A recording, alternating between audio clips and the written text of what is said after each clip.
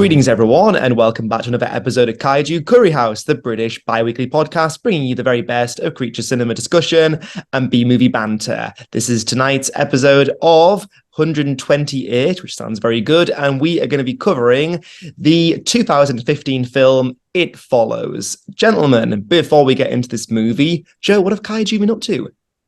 I have been up to a lot. For those of you who follow our social media, we have Jeremy Robinson, who is the writer and creator of Project Nemesis, coming on next episode. So I've been liaising with him and his assistant. We have some giveaways arranged for that episode, so stay tuned. But in terms of what else I've been doing, I watched a film called It Follows recently in order to get ready for this episode. And I've been painting a model of Audrey 2, which I intend to sneak into my office and see how many people notice it is not an actual real plant. So that is what I've been getting up to. In terms of things that I should have done, or I should have been getting onto at this point, I still have not watched the new Gamera series or the animated series for King Kong on Netflix. And I do have to beat myself up a little bit about that. But to be fair, I've been quite productive. Anywho, Paul, what have Kaiju been up to? I also have not been watching Gamera or King Kong animated series, but I keep meaning to. Just batting 1,000 on this episode, aren't we? Are we Kaiju fans? Are we?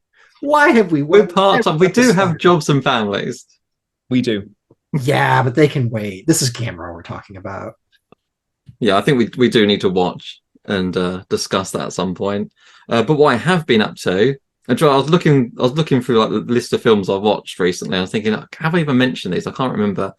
So if I have, just shoot me right down. Did I say Ghosts? Sorry, not Ghosts. Traitors of Mars, the Starship Troopers animated film. Oh. I think you have mentioned. Have I mentioned that one? But we like Starship Troopers. Still flogging? Are you still flogging the Starship Troopers? Like Starship Troopers is amazing. Starship Troopers.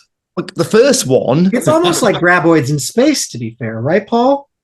Yeah, why not? Yeah, we had to make the Tremors reference, folks. Sorry, we're getting a bit desperate 120 episodes in. Anyways, yeah, so what's going on, Paul? Yeah, that's it. I'm trying to think if I mentioned it, but it's an enjoyable animated movie that's got Casper Van Dien. Is that his name? Who's that? The lead character from Starship Troopers. It's Casper Van Dien, isn't it? Johnny Rico. Yeah, Rico. Mm-hmm. He's reprising the role, doing the voiceover. Nice. Yeah. Okay, so that's good. And it's also got Diz, whoever voices Diz from the live action from the first film. She's back doing the voice. I mean, she's dead, but she's in this film as Carl, the psychic guy. He like projects an image of her to lead Johnny, and they've got the original voice actress back. So I just thought that's really cool to have the two reunited. But there's lots of bugs, there's lots of firefights. It's more of the same, based on Mars. It's enjoyable. If you like Starship Troopers, check it out. Yeah. And I also watched Deep Blue Sea 2. Oh gosh. Yeah, oh gosh, it's right. They went decisively downhill after the first. The first one was so good, and then for the second one, it needed to be done, Paul. It needed to be done, but now that you've seen it, regret has set in. Yeah, I don't know why they bothered, because it's so much like the first money, one. Paul. Money is it's worth stuff. What can I tell you? And I feel like, Paul, you've kind of opened a wider discussion, which would make for the basis of an amazing episode. Like, what monster movies that started off strong had the worst sequel? I don't mean kind of like... Two. What was that? Nothing. I haven't seen it. Have you seen Meg 2? I don't have to see Meg 2. I know that they swapped the main ultimate villain in that series for a giant squid. We've opened the can of worms there. But we've got to watch and discuss Meg 2 because it's going to be amazing. No, we need to. But I was more thinking, not in terms of like films that have like a bad sequel, many issues down. I mean, just an amazing... Literally a straight up... So we talk about Godzilla Raids again.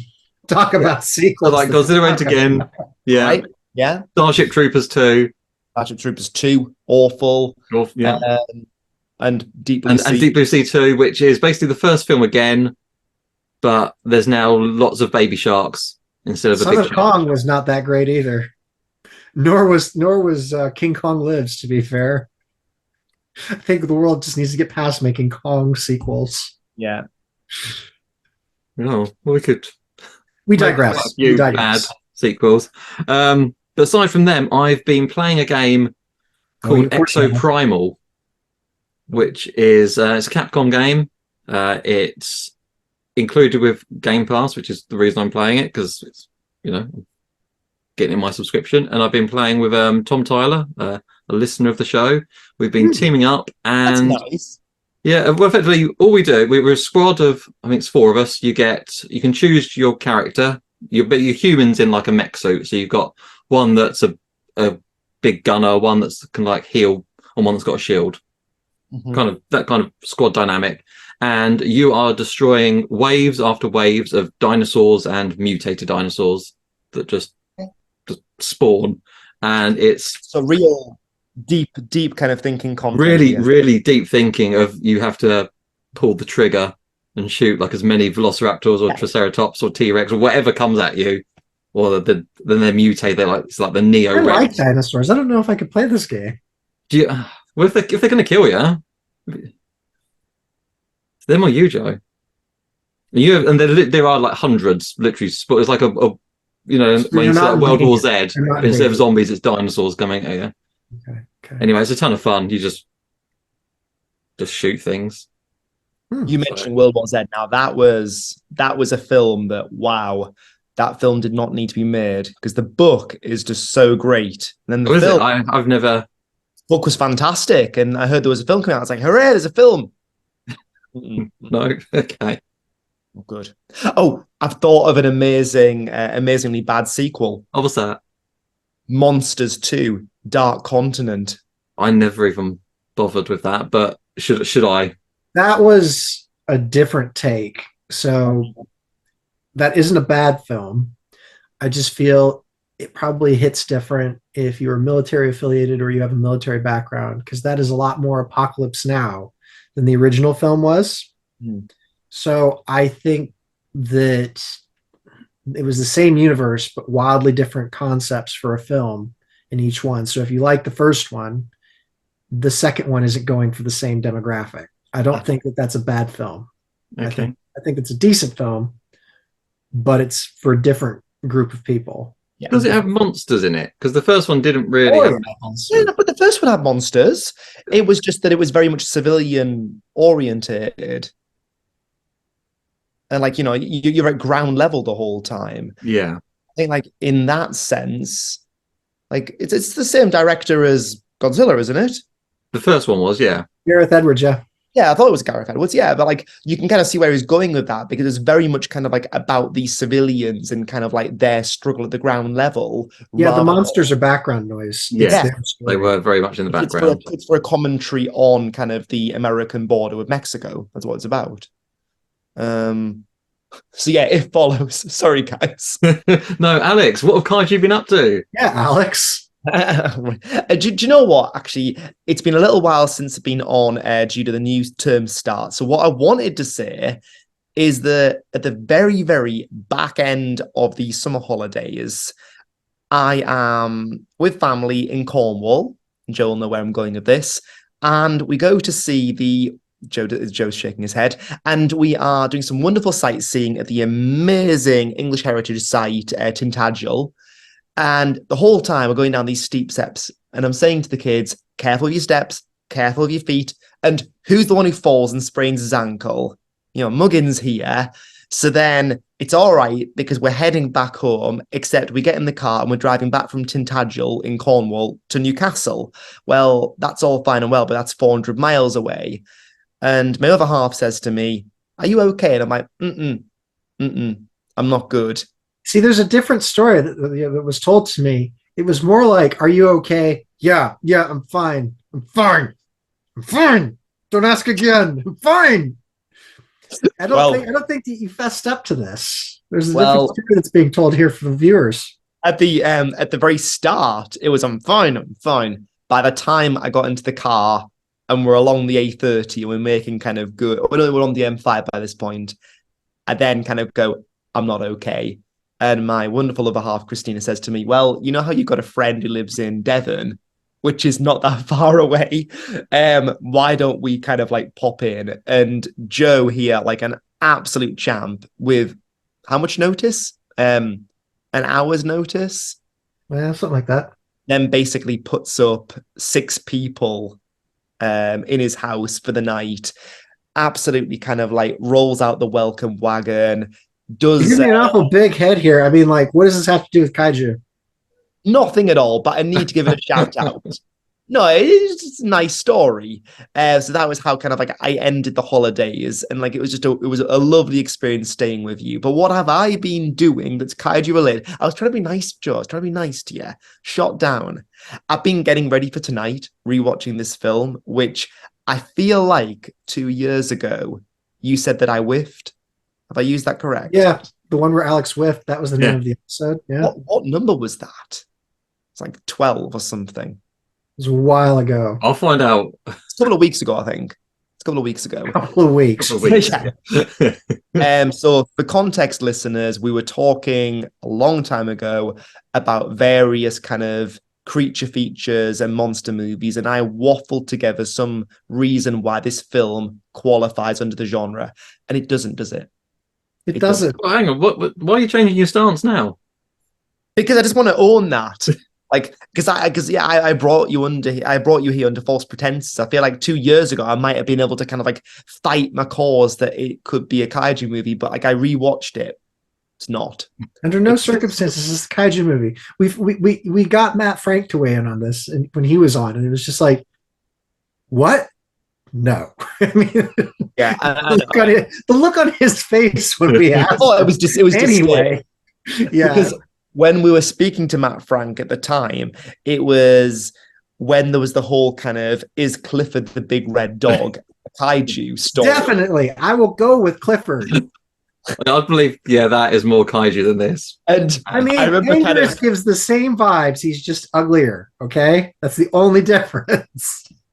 And I just remember kind of Matt kind of going, well, look, technically, I suppose, but that's a stupid question in the first place. He's tired of hearing about it. Yeah, he was so tired Let's make sure to tag him in this. So he's just like, why am I? Oh, you. Yeah. Anyways, so tonight we're talking about It Follows. So for those of you who do not know, this film was released at Cannes in 2014. It got a wider release in 2015. It is a supernatural horror film. We are going over spooky stuff in the lead up to Halloween, these upcoming episodes. And we figured Alex deserved, an episode to defend his stance. So we're talking about It Follows, which is a supernatural horror film with no kaiju in it. Is that right, guys? Have I? No, this is a monster movie.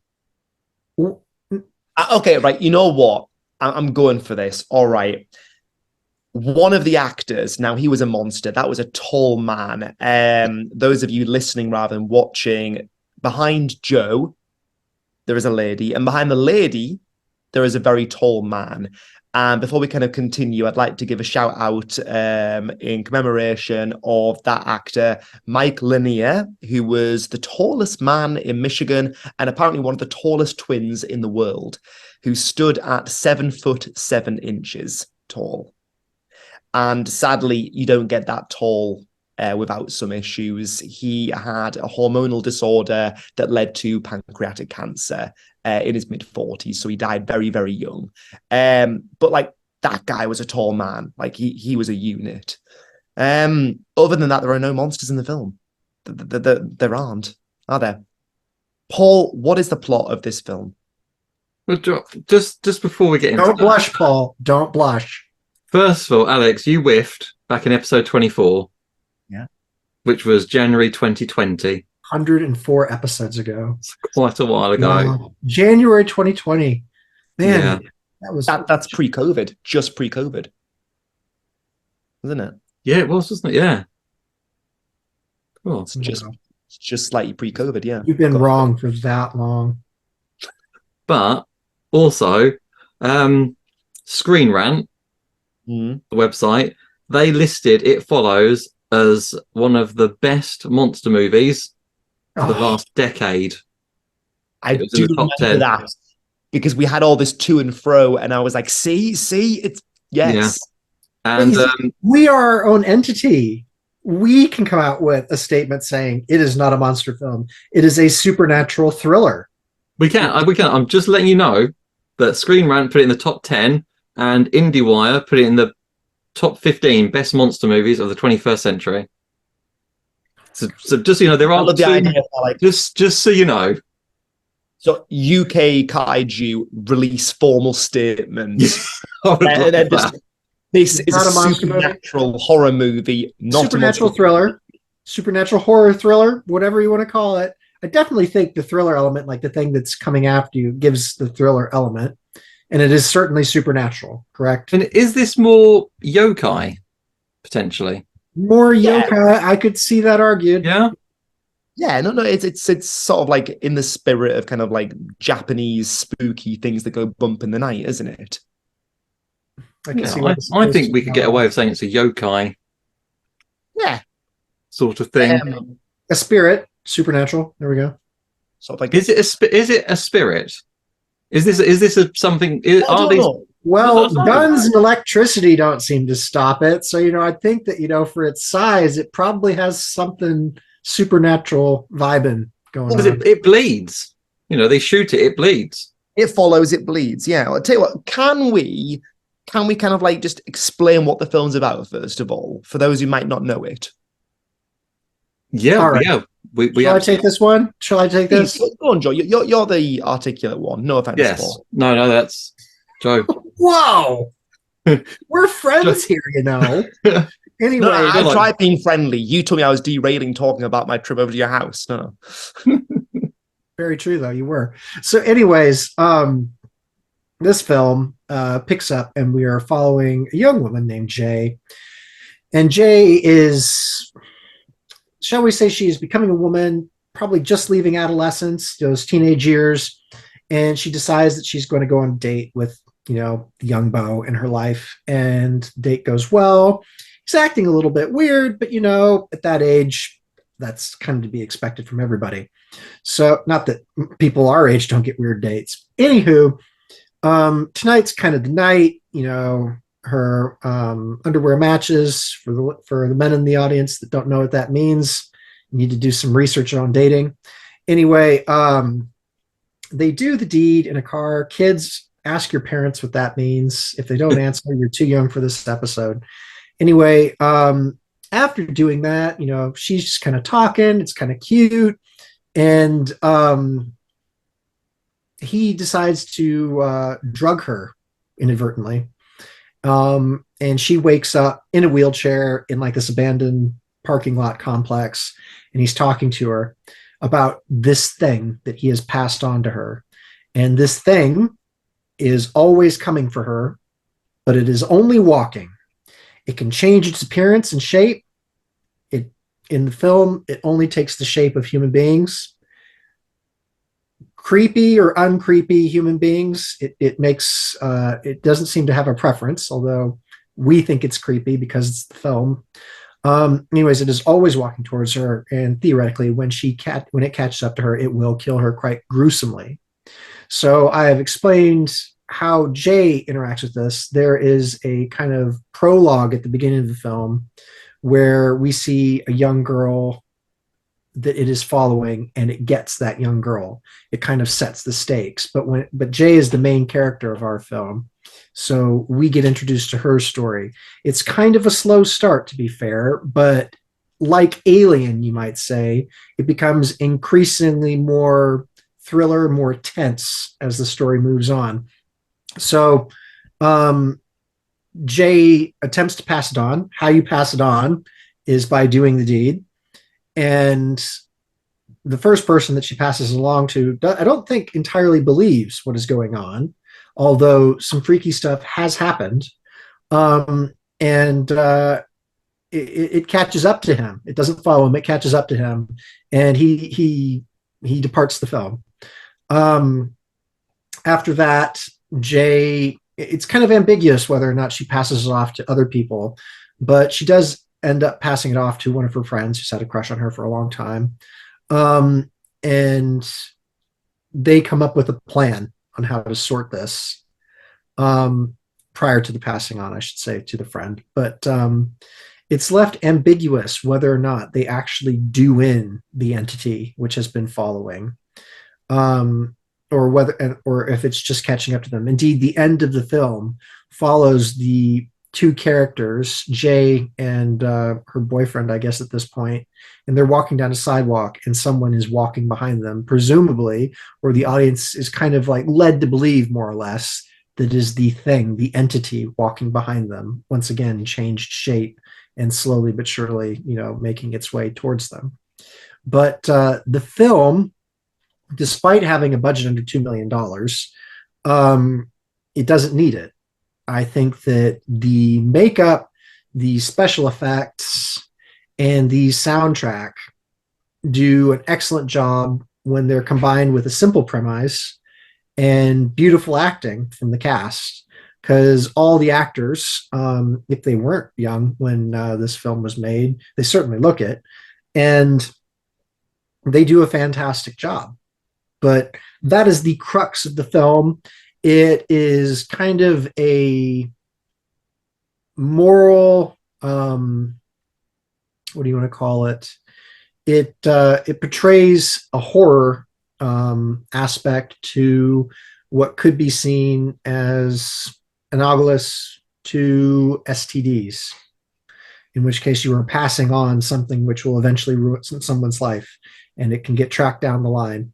So it is a deep film. It's an interesting film about relationships, how friends come together, and it has that wonderful thriller aspect. So it was quite highly rated.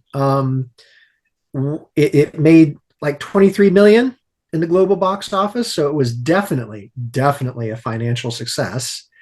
Maybe not Blair Witch, but then the marketing for this film, it was released in February and March, depending upon where you Valentine's were. Day. Well, it was after Valentine's Day. It wasn't even around for Valentine's Day. Wow. Okay. And the film itself takes place during the summer months. So if this film had been released during the summer, or my preference would have been Halloween time, I think it would have done much better. Yeah. Anyways, gentlemen, what were your thoughts? I think that was beautifully put, Joe. Thank you. I think that when you watch this film, what strikes out is that it is not a gory horror film. And I think that for me was certainly a strength of it, because I'm not a massive fan of gore or kind of torture or anything super grisly. I mean, to be fair, the first death is quite grisly. Yes, you just see the corpse, though, don't you? You just see the corpse, yeah. But it could be like a CSI kind of like aftermath kind of thing. It's like, oh, yikes. But you're not seeing someone physically torn apart, or you're not seeing like, it's not like grotesque, let's say. But I feel like that might not have worked for some people. Like this film, as you say, Joe, it's a slow burner. It's a thriller. I think that it came out, in the mid-teens, 2015, when you had a lot of films that kind of went through sort of like an 80s revivalist kind of vibe. Color Out of Space in 2019, The Void in 2016, like Mandy a bit later or earlier maybe, but like lots of films that kind of were very much like, we want to feel and look like an 80s movie. We want to kind of have that vibe to it. And on watching the film both times, I've only seen it twice. For all that I go on about it, I've only seen it twice. The thing that really, really kind of makes the movie for me is the soundtrack. I think that the music done by a guy called Richard Vreeland, better known as Disaster Piece, his soundtrack is an absolute knockout. It's very, I think the word you used, Joe, from Dawn was foreboding. It's kind of, there's that unsettling feeling. At no point, I would say, I watched it and felt really, really scared. It is not a super scary film, but it's an unsettling film. It's very uneasy. That early sequence after kind of the birds and the bees happen, and our main protagonist Jay wakes up, kind of semi-naked in that parking lot. I think that watching it, I felt really uneasy. Like, what's going to happen? Why is she on a chair, strapped there? She's half naked. What awful thing's going to happen? And actually, the guy just talks to her. And the whole time, you're waiting for something really nasty to happen. But it doesn't quite. She's just always being followed. And like for that, the film for me works because the tension building's there, but it might not be for everyone, and I fully accept that. Joe, sorry, Paul, what are your thoughts? Yeah, I think I'm probably on a very similar wavelength to you. So I'm quite happy to watch gory horrors. I typically watch like slashers, something like Halloween or Scream or that type of thing. But what I really appreciate about this one is that it's a slow burn, is that there's no jump scares. It's just that tension is constantly building and you don't know. I would argue that there are some jump scares. There are jump scares, but not, I suppose a lot of horrors rely on the jump scare, and that's it. Whereas this seems to have such a build up. I think it's not cheap. It's not this is not just a cheap someone's gonna jump out from behind the door. The jump scares. I mean, you know it's coming. So in this film, the whole premise is it's coming. It follows. Well, you don't know when, you don't know what form. It's going to come through the door, but the fact that it never appears the same way twice, appearance-wise. Yeah. Sometimes it's just a student with a backpack.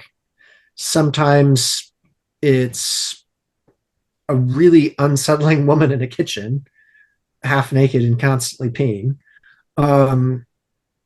And another time, like you said, Alex, it is an incredibly tall man with no eyes. Yeah. I mean, you don't know what form it's going to take. It's going to come through the door. But what I think is unsettling to the audience is even though it's going to come, even though it's there, it's going to come, you don't know what's going to be coming through that door. Even if it's coming, you don't know what is coming. And that is part of the mastery of like the mythos that this, director has created. Because any other movie you'd have jump scares, like Freddy Krueger's gonna like pop out of your dream, or Jason's gonna turn around the corner with a machete. It's always gonna be Freddy. It's always gonna be Jason. But with this, the thing doesn't have personality. It is just after you. It is a shark, but it isn't a supernatural shark that changes its form and appearance.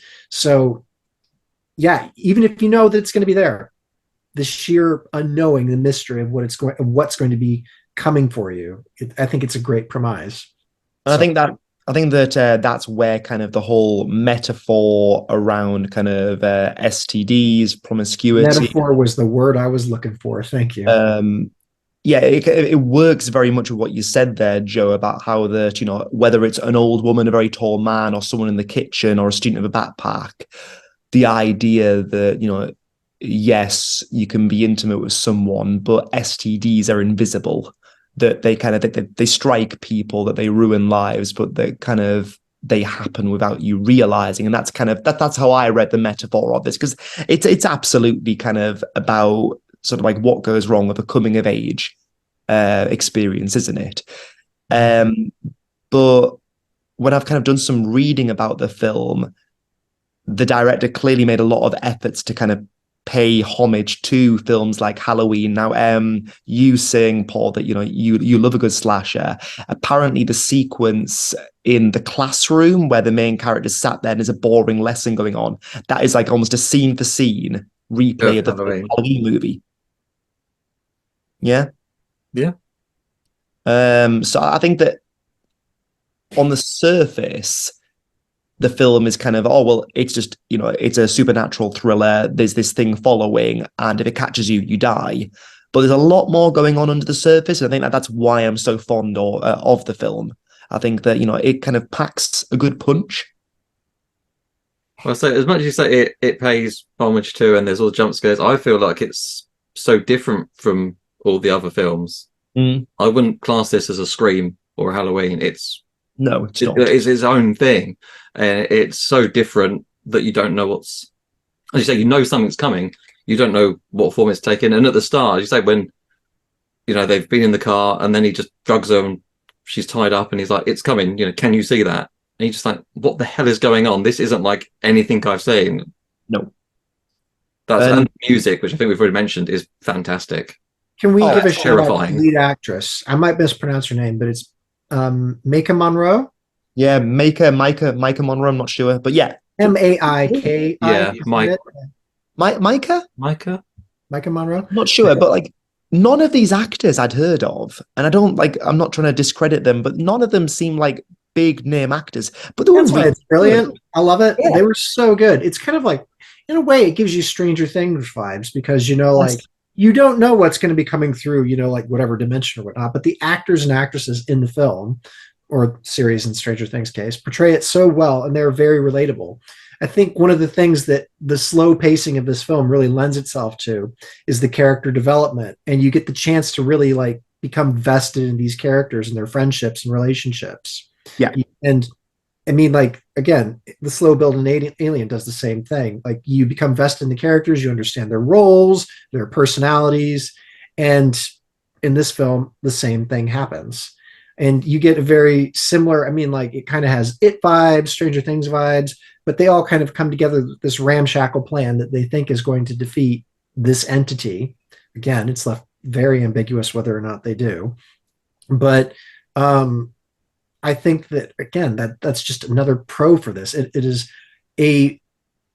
such a simple concept. And I think it's almost become meme worthy in a sense. It's like the culture got hold of this idea and kind of twisted it into, okay, you get $1 billion or £1 billion, but there's a snail always following you. And if it touches you, you die and you cannot kill the snail. I mean, it's kind of like that, like this is the thing. Like, if you want to use humorous terms, like, yay, I got laid, but there's this thing that's always following you. I mean, it has touched the cultural zeitgeist, I think, in like some form or another. And I think that there was actually some sort of sequel planned for this. It hasn't appeared yet, but there was some idea for a plot of them tracking it back down the line to see where it came from. Yeah, I wasn't too keen on that idea of finding out the origin. Well, no, that's just what I was about to say. This is a perfectly crafted standalone film, and the mystery of the thing is part of its appeal for me. Yeah, exactly. To draw parallels of other films, when I watched it, it reminded me of The Ring and the idea of kind of like the narrative plot that, the person, has sex and then they need to basically they inadvertently pass on the threat. In the same way with The Ring, you watch the videotape, and the way that you get out of kind of dying in 7 days is that you play someone else the videotape, and it kind of becomes that metaphor for like a virus in the case of The Ring, and in this case, it's an STD, but it's that kind of demonic force that you're passing on to someone else, that the way you get out of it is by having to sacrifice another person. So that's kind of what it reminded me of. And that also with The Ring, both the American version and the Japanese one, they're very slow burn films that something bad is coming, but it's not kind of quick and immediate. It's that this thing will eventually get you and there's no way out. Is it The Ring or The Grudge in the Japanese version where the girl gets her when she's underneath the covers? Underneath the covers. And I haven't seen The Grudge. Isn't it? Is that Ju-on in Japanese? That one? I just remember it because, like there's this sacred place for all people. When you're under the covers, nothing bad can get you. So this woman, hides under the covers. She lifts up the covers, looks around, and then she looks under the covers. And then that's what the thing is, under the covers with her. That was. Yeah, that was The Grudge. I didn't like that. Whereas in The Ring, which is very much kind of based on yokai folklore, Sadako comes out of the well, or in the case of the victim, comes out of the TV, which is meant to kind of be the well itself, and kind of gets the person in 7 days. And like, no matter what the protagonists try and do, they destroy the TVs, they unplug them, they try destroying the cassette and burning it. Some way, in some form, Sadako kind of stalks them and finds them through the means of the television. But those are kind of the main things that I took from it. It reminded me very much of The Ring and kind of those Japanese horrors. I like your parallel to Alien. I think that's spot on, that they're being stalked, and it builds momentum later with everyone kind of coming together to rally around killing it. But they're overpowered, aren't Well, they? it's like a roller coaster ride, really. I mean, like you go click, click, click, click, click, click, click, click, click, click, click, click, click, and then there's the anticipation, and then there's like the free for all, like chaos that is the climax of both. To be fair, and that climax that we're referring to in the case of It Follows is this wonderful sequence, which I think is beautifully shot, where they're at the swimming pool. And I think the lighting, the cinematography, like it's just masterfully done, in my opinion. Like I can't sing highly enough of it, because you've got the main characters with Jay in the water, kind of set as bait, and they're trying to bring this thing, to kill Jay.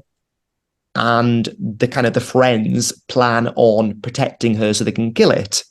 But what they don't kind of factor in is that actually it can start hurling things that are electric into the water in an attempt to kill her, which just, I feel like it really packs a punch without being overly gratuitous or gory. It works out inventive ways to really kind of build that nervousness. well, one of the great things is too, I mean, they say early on, like whatever it is, it's not dumb, it's just slow. Yeah. So I mean, I thought that was really good. Like in what, for one of the characters, like it's trying to get in through the door doesn't work, it picks something up, breaks a window and hops in through the window. Yeah. It will find a way to you. And I think that that's really good, portraying it not, not as like a stupid, mindless thing that's always coming for you that can't be stopped. It can be stopped, but it finds ways around to you eventually. Yeah. It is You can slow it down, but it is always coming. Yeah, like in the sense of like it moves like a zombie, it's slow, but it does not attack you en masse in a group. It doesn't even move like a zombie. I feel like that's a misnomer. It is a human. It moves like a human being. It is perfectly portraying a human being. It is walking at a regular human being's walking pace. It doesn't have its arms or anything out in front of you. That's part of the creep of it, because you don't know if it's a person walking towards you, in the crowd, or if that's the thing. Now, more often than not, it will go for the creepy vibe. But in Jay's first date, with the guy that gives it to her, the what is it? It's just a naked woman, isn't it? Walking. It was Hugh, who's Jake Weary in real life, but he gives it to her, and they're just in a date in the cinema, and she's just like, in the yellow dress. They were trying to figure out, oh yeah, we're picking things, who you want to be, and he says, she's like, oh, that, and he's trying to guess who she picked, and he said, girl in the yellow dress, and she's just like, who? Because you can only see the thing if you have the curse, quote unquote. So yeah, so your friends can't help you, in a sense. They can't look out for you, so you have to have like your back to a wall, essentially, in order to know that it's not coming for you. But yeah, I mean, like it looked like a normal person. He was fooled, and it caught up to him on his date where he was attempting to pass it along. So yeah, I mean, just a brilliant premise and a brilliant character entity, really.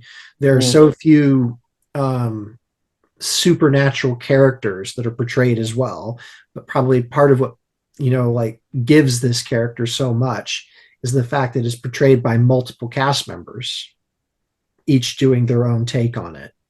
So even if you don't like one of the others will be your favorite iteration of. Yeah.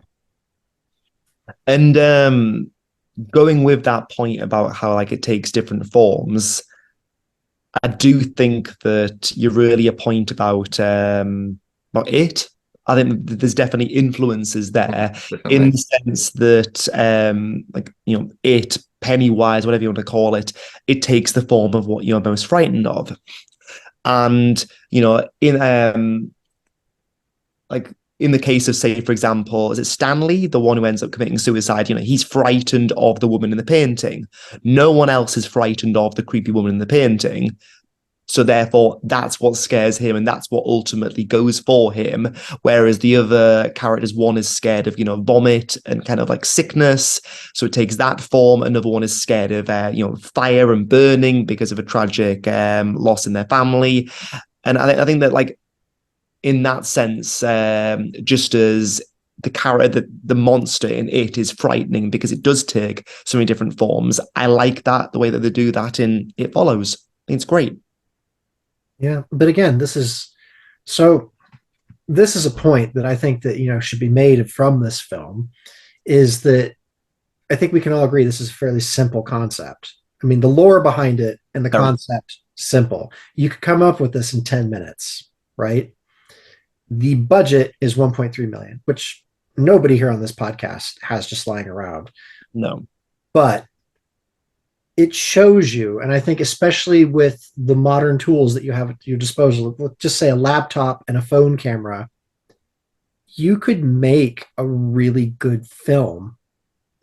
And it doesn't have to be complex, but what you need is the characters and the pacing. So again, the reason that we like these characters is because the pacing has given us time to have a vested interest in their welfare. And the entity itself can just look like anybody. Ingenious, keeps that budget down, doesn't it? So when you look at this film, I think that the most elaborate special effects are in the form of makeup, and then what is essentially just taking someone in a green screen costume, right, and erasing them from the picture frame, which most Android phones can do that nowadays, can't they? Just no update. You can erase, magic eraser, I think is what they call it. So what we're looking at here is a great example of what young people or people just getting into cinema could make or attempt to emulate. Obviously, don't just make It Follows all over again, but what is here is a very creative piece that doesn't lose anything from having a smaller budget. Mm-hmm. I mean, I dare say, like the number of people that were involved in the film, the soundtrack, if you had 10 really willing secondary school students that wanted to make this film, they probably could, couldn't they? Yeah. Oh, definitely. Not to diminish anything with the cast or special No, effects. no. I mean, like, I'm taking what you're saying as a positive rather than as diminishing to the film. I think that you're absolutely right that it's very, very simple concept for a film. Girl has a one night stand, and then basically a thing follows her, and the only way she can get rid of it is to pass it on. And there's not much more else to that. She can see it, other people can't. I can't. But it works. And you could do the film on a 10 for the budget. Yeah, this is the same Paranormal Activity. Yeah. I mean, person with a string pulling a door. So many people freaked out. Yeah. But it's the pacing. Mm-hmm. The vested interest in the character's welfare. So yeah, it's great. It Follows, not a kaiju film though. So, no, so are we calling this a yokai film, or shall we call it a supernatural thriller, or what is this? How do we categorize this? I mean, I feel like I kind of need to step forward given my kind of nonsense a couple of years ago. But I would classify it as a supernatural horror kind of, yokai supernatural horror. Okay. Yeah, I'll buy that. No, nothing for the thriller aspect. Oh, no, it's. But you could throw loads of genres at it if you want. Yeah. It's not kaiju. But regardless, it's not kaiju, but it is a fantastic horror film. But I feel like it's a stretch to call it a monster film. So my question here is: The Grudge, The Ring, It, uh, I mean, like, it's this thing, Mm. whatever it is. I wouldn't call it. I wouldn't call it a monster. It decisively appears. That's the problem. That if it's like a shape shifting thing, it could become a monster. Yeah, because There's It nothing. could, but it It always doesn't. appears human. But because I mean, on in the it, Pennywise turns into like a giant spider thing. I was just going to say that, yeah, It's because horrific. on the Venn diagram of kind of these films, we have films that are quite clearly just classic monster movies, and we have films that, like this, they're not really monster movies. It's a supernatural horror thriller. But then if you take it, some elements of it are kind of supernatural horror, but then there are moments where it's I gone. could I could even allow the book to Yeah. be mentioned on this podcast because in the book, have either of you read that tome? Yes. Yeah, I've read it. So you know that Oh. Rodan is in it. Yeah. And the creature from the Black Lagoon is in it. Yeah. Both Really? of those monsters appear Okay. in it, which is fun. But well, it's not fun for the people that are But for them that are scared of it. No. yeah. It's not Um, fun for those folks. But here we have something which only ever takes the form of a human in the entire course of the film. And I mean, it is interesting to ponder the origins of this thing. Yes. It is.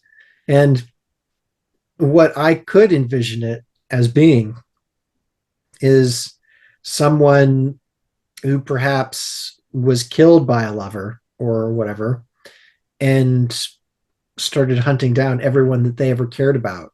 Mm-hmm. And that would be just, passing it along through doing the deed. In a similar way to A Haunting at Bly Manor. Have either of you watched that? Yeah. No. Yeah, so this will be my recommendation for if nothing else, but in Bly Manor, you have a main antagonist who you come to realize through the course of the series isn't an antagonist, it's a lost soul, and it's just lashing out. And this kind of gives me, I mean, Bly Manor came out after, but it kind of gives me Bly Manor vibes in the way that whatever this thing is, if it's not predatory, if it's lashing out through pain and working through pain, I mean, it would have similar parallels. But yeah, it is quite interesting, in that respect. So this non really monster film that is not a kaiju, shall we use our rating system that was given to us? I was hoping that you would. Yeah. Well, we remember things like that on this podcast. So what are they again? Can you remind me? K for killer. Yeah. A for awesome. Awesome. Was it It's Okay or It's All Right? It's okay. Just all right. And then unwatchable, I think. Okay. But I'd say that this was a solid awesome. I think you'd have to try very hard to say that this is a universally appealing film. It's not. It's not. It's not. No. It's certainly clever, is what it is. And I'm sure it's very well reviewed as well, isn't it?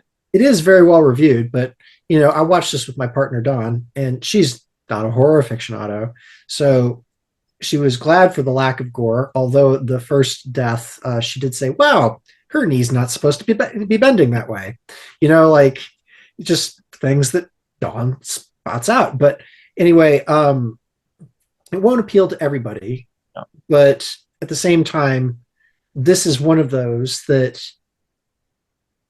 as horror as it is, I could see this as being primary or not primary, but secondary school aged viewing.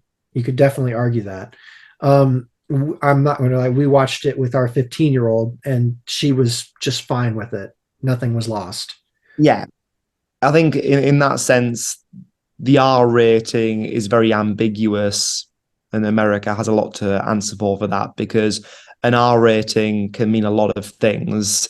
Whereas I think the 15 certificate in the UK is a lot more helpful because, for example, the Saw movies are rated R. Yeah, but those are far completely worse different, things. isn't it? So for any parents that are watching this and thinking, "Oh, this might be a fun one to watch with my teenager on Halloween," what you see, not a lot of gore. We've covered that. You see elements of nudity, male and female, but it isn't in the act of coitus. You never see that act. It is very tastefully hidden. And basically all the times that it is portrayed during the film, you would get the same amount of detail and viewership of what you could see in a PG-13 film, wouldn't you? Absolutely. And whilst the film is serves as a metaphor for promiscuity and STDs, it's not about non-consensual sex. It's not about rape. That's not what the film is about. Nobody gets raped. No. Well, arguably one person does when they're being killed, but other than that. Yes, okay. But that's not what the film is about. It's I think it's just interesting that it's a 15 certificate because in that sense it's almost a soft 15, which that might sound a bit silly, but I've seen a lot of 15s that are quite gristly. If you take it is a soft 15. Is there much swearing in this? I'm trying to recall, if there's much. I mean, they say shit. Pardon my French. I'm sure they swear several times, but nothing. Yeah, but it's not strong. No, nothing shocking or particularly vulgar. And you can use the stub your toe metric, but I think when they do swear, it is entirely justified. So it's. I've never heard that. I like that. Yeah, but no, yeah, the stub your toe. Anybody can stub their toe, and they're completely justified in swearing. I mean, there is no person throughout history who's stubbed their toe and gone, oh darn. Yeah, oh crikey. But yeah, so I'm going to rate this a solid A on our scale. Alex, do you deviate from that? No, I would completely agree. I mean, I thought about it earlier against your rating, hoping that we'd use it, and I was going to give it a solid A. I think that the strengths of the film would be the fantastic metaphors that kind of run through it. The soundtrack is an absolute blast. The fact that you've got a relatively unknown cast that just give it a really good go and are objectively good actors, I think, in the film. I think they were really good, and it's such a simple premise that's well executed with good cinematography, and it's just a jolly good film. I think that the challenges for it, if you can call them issues or challenges, are that it's not very scary, which might be an issue for people. It was released at a slightly odd time, so that's more of an issue in terms of its performance. And I think that there's so much focus on the tension building that's possibly why it kind of focuses on that rather than on kind of the just the hard fear factor. If you're wanting a scary film, this isn't that for you. Does that sound fair, Paul? I don't know, because I found it quite uncomfortable at times. I don't think it's uncomfortable.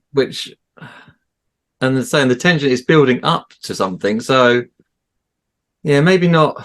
It's not something you can turn off the lights and go to bed afterwards. It's not like that type of thing. But there's definitely a sense of foreboding, of fear, of tension stuff throughout it. So yeah, maybe it's not. I think the only reason why it wouldn't be K for Killer, as Joe said, is that it doesn't have the wide kind of appeal for. It's not a film for everyone. It's not Tremors 2. The second. Yeah. But I can't think of any films that would be a solid K. There's very few that are. Yeah.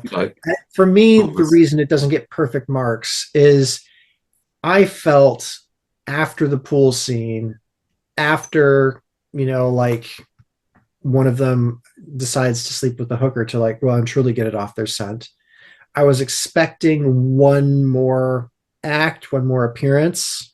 Mm-hmm.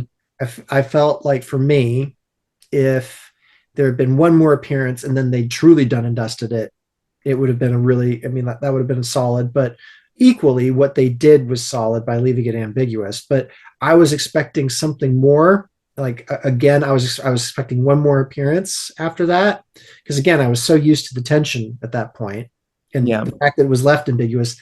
The audience, when you're watching this, doesn't get a release. No. So in a way, that kind of detracted from my viewing. I don't fault the director, the writing, anything there. It's a perfectly reasonable way to take the film. But for myself personally, I wanted more, which I guess is a good thing. But again, doesn't have universal appeal. Paul? Yeah, I'm quite happy that we didn't get one more jump scare at the end. I think it's better to not follow tradition and do something different, which I think what this film does fantastically. Yeah, it's novel. I mean, I wanted more. I felt could have gone more. But yeah, so let's talk shop here, boys. We're going to do a giveaway this episode. So for those of you who have listened through, what we're going to do is we are going to post this on all of our regular platforms, but on YouTube, we are looking for 50 comments. Be nice if people could like it too, but 50 comments. And we want to know, what is your favorite what is your favorite scary movie as we go further towards the spooky season this year? And we will select from the first 50 comments a winner for a Kaiju Curry House Letterman jacket. And we will get that sent to you. So please comment your favorite scary movie and give us a like, because we're cool. We enjoy the attention. So yeah, and the coats are quite nice. They are very soft and quite lovely. Everybody in my home keeps stealing mine, so I keep getting more. But yeah, they will have an embroidered patch, I guess, of our logo on the chest. And like I said, they're really cool. They're Letterman's jackets. They come in all sizes. So give it a go. Gentlemen, do you have anything more to add to that other than you can look so cool in our merch? I mean, just basically join in, have fun, and comment. Yeah, it's a no-brainer, isn't it? It's a no-brainer. Yeah. Why do you not want a jacket with our name on it?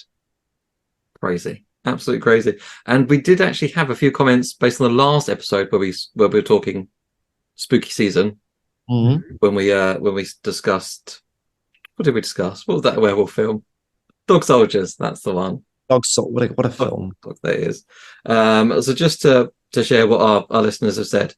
Brandon Hickley Smith said it was a tough choice, but most likely say The Thing is his favourite horror monster movie. Choice. Which is a fantastic choice, isn't it?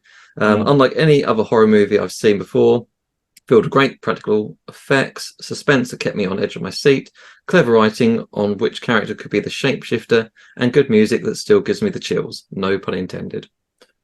And M. Bryant said, that was a great pun. But Beetlejuice doesn't count, does it? Do we want to get in that discussion? We've already done one supernatural entity on this podcast tonight. We're not going to do another one. No. Well, why don't we finish off with our personal recommendations? There we go. I mentioned mine earlier. I recommend The Haunting of Bly Manor on Netflix.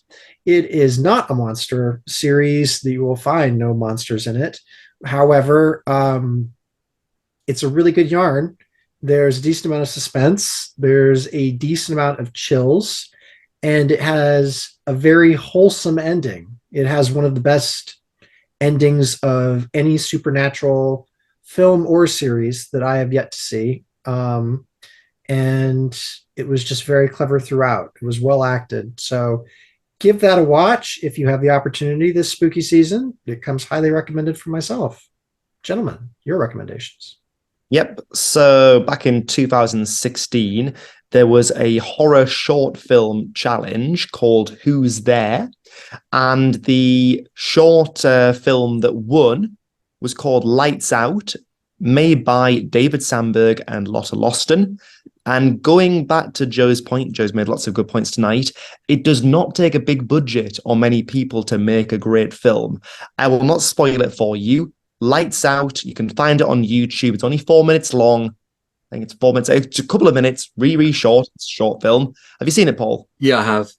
What do you think? I thought it was brilliant. Yeah, and they made a full film out of it, didn't they? And it went on to be made into a full film. Whether or not they needed to, I don't know. But like, I haven't seen the full film. But it just shows you a simple idea can be very well executed, and it's very much kind of in the vein of It Follows. It's just, yeah, you'll see.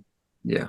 In fact, on that, if nothing else, you can find some amazing horrors and monster movies on YouTube that fans have made, be it part of a competition like that or just in general. But there are so many shorts out there, ranging from 2 minutes to 20 minutes, that just show what you can do with a phone. You know, as long as you've got creativity, you've got that idea, you can get your idea out there, and you know, hopefully people see it, like it, and it can become something more with a bigger budget. Non-spooky, I want to say watch Gamera, because we will be watching it soon and we will be discussing it. So just so you can join in, please start watching Gamera and tell us what you think. There we go. Well, don't forget, giveaway. Go to our YouTube channel. It's with all of our links, so don't worry about finding it. And you just have to comment on this episode, favorite spooky movie for us to discuss this Halloween season. Please try and keep it creature feature related. We don't want to have another supernatural entity on this discussion. Anyways, if we pick you from among the 50 first comments, we will send you your size Kaiju Curry House Letterman jacket with our compliments. So thank you very much for listening. And as always, folks, keep it Kaiju unless you're being followed.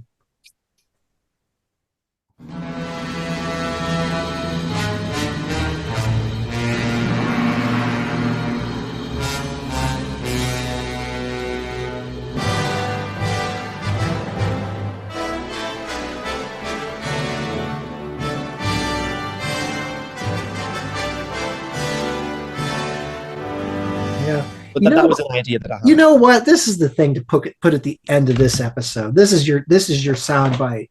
You know what It Follows reminds me of? It's a scary version of Drop Dead Fred. That's scary version. It's a scary version of Drop Dead Fred. What? That is what this is. Yeah. It's a weirdo that only she can see that keeps following her around and ruining her life.